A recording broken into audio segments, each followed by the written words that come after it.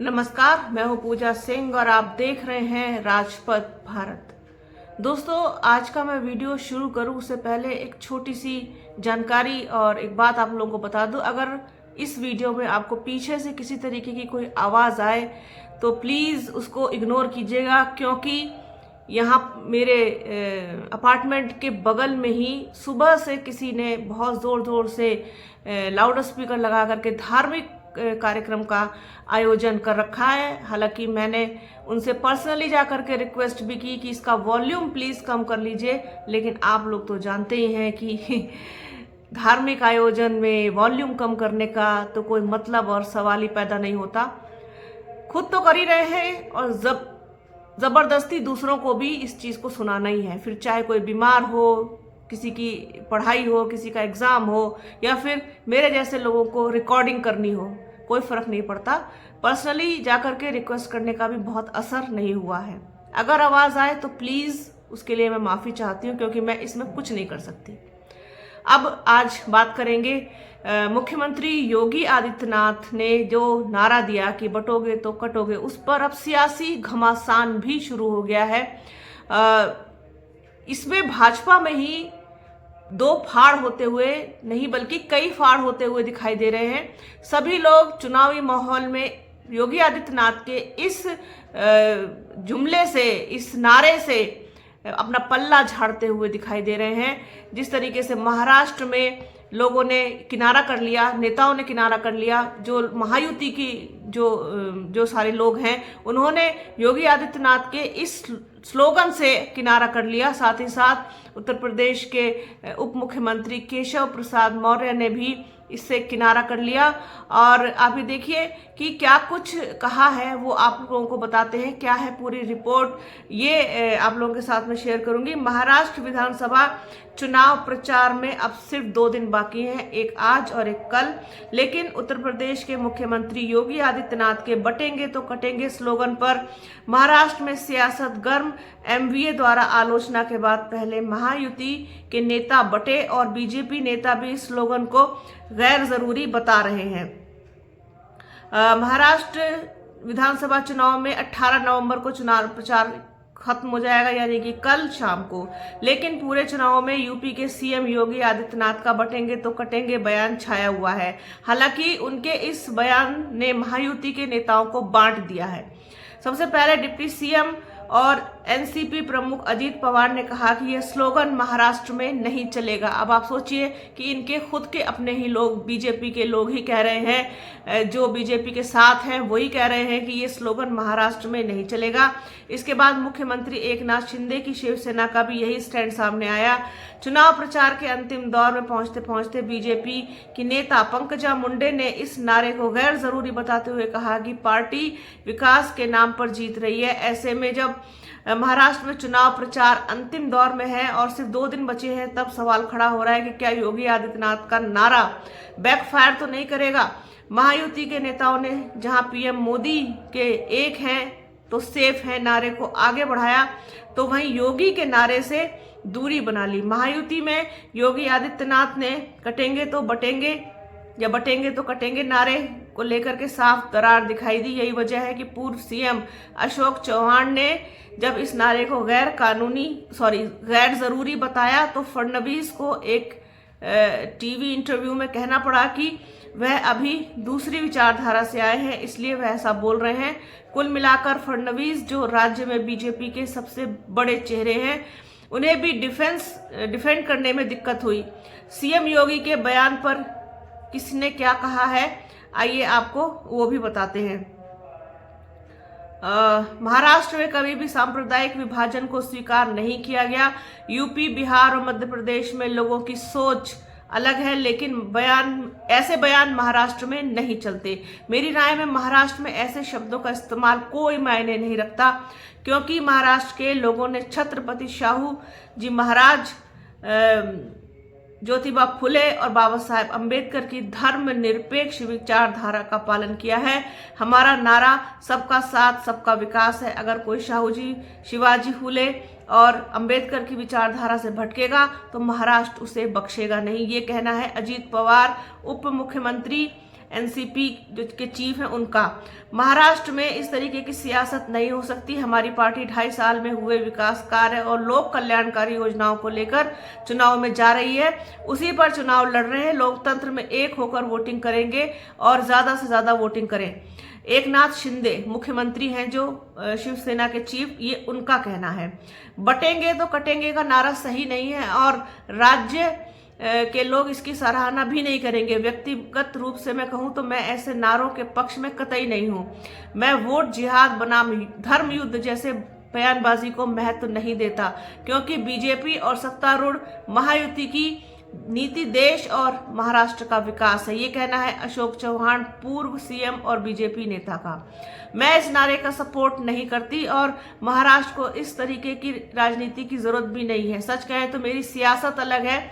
मैं सिर्फ इसलिए इसका समर्थन नहीं करूंगी कि मैं उसी पार्टी से हूं। मेरा मानना है कि हमें विकास पर काम करना चाहिए और उसी मुद्दे पर चुनाव लड़ना चाहिए। हमें महाराष्ट्र में ऐसा कोई विषय लाने की आवश्यकता नहीं है। ये कहना है बीजेपी नेता और पूर्व मंत्री पंकजा मुंडे का। ये अब आप देख लीजिए कि इनके अपने ही लोगों ने इनको नकार दिया है, योगी आदित्यनाथ के इस नारे को कि बटेंगे तो कटेंगे वाला जो इनका स्लोगन है वो महाराष्ट्र में नहीं चलेगा। यूपी और बिहार की राजनीति अलग है, लेकिन महाराष्ट्र की राजनीति में इस तरीके की बयानबाजी के लिए कोई जगह नहीं है। ये साफ तौर पर कहना है महायुति के नेताओं का। महाराष्ट्र की राजनीति पर पैनी नजर रखने वाले विश्लेषक कहते हैं कि जरूरी नहीं है जी जो स्लोगन यूपी में सफल हो वह दूसरे राज्य में भी काम करे। महाराष्ट्र विधानसभा चुनाव में बीजेपी और कांग्रेस में जहां प्रतिस्पर्धा है तो वही शिवसेना और एनसीपी के दोनों खेमों में डायरेक्ट कंपटीशन है। जो ज्यादा सीटें जीतकर आएगा वही असली शिवसेना और असली एनसीपी का दावा करेगा।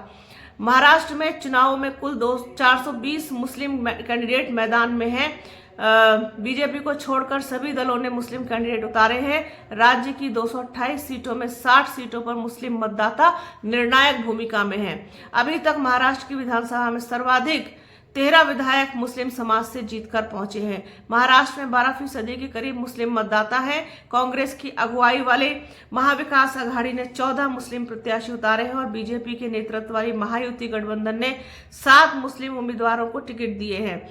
एमबीए में सबसे ज्यादा मुस्लिम प्रत्याशी कांग्रेस ने उतारे हैं तो महायुति में एनसीपी ने भरोसा जताया है। महाविकास आघाड़ी द्वारा 14 मुस्लिमों को दिए गए टिकट में कांग्रेस ने अपनी 101 सीटों में से 9 विधानसभा सीटों पर मुस्लिम उम्मीदवार उतारे हैं। शिवसेना यूबीटी के प्रमुख उद्धव ठाकरे ने मुंबई की वर्सोवा सीट से हारून खान को प्रत्याशी बनाया है। शरद पवार की एनसीपी ने 4 मुस्लिम टिकट दिए हैं। तो ये पूरा जो रिपोर्ट है ये नवभारत टाइम्स में प्रकाशित है, उसके आधार पर ही हमने ये बात की है।